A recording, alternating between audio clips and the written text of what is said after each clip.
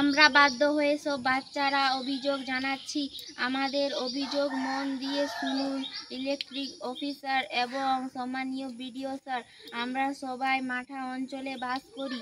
আমাদের গ্রামের নাম মাঠা। আমরা এই বছর সবাই ক্লাস 10 এ উঠেছি।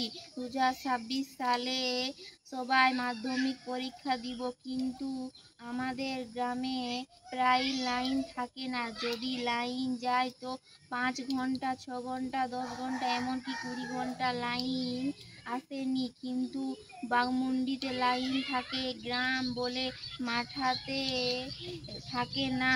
গ্রামের মানুষও ইলেকট্রিক বিল দেয়, শহরের মানুষও ইলেকট্রিক বিল দেয়। তবে শহরে আসবে, গ্রামে কেন আসবে না?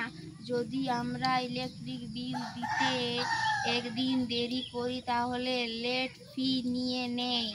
এইভাবে যদি লাইন কেটে দেয় তাহলে আমরা বাধ্য হব আন্দোলন করতে। আমাদের মাধ্যমিক পরীক্ষা সামনে, আমাদের এখন পড়ার সময়, আন্দোলন করার সময় নয়। তাই ইলেকট্রিক অফিসার এবং বিডিও স্যারের কাছে অনুরোধ, এইভাবে যেন এত ঘন্টা লাইন না কাটে। আর যদি এইভাবে লাইন 6 ঘন্টা, 10 ঘন্টা, 20 ঘন্টা লাইন কাটতে থাকে তাহলে আমরা আন্দোলন করতে বাধ্য হব।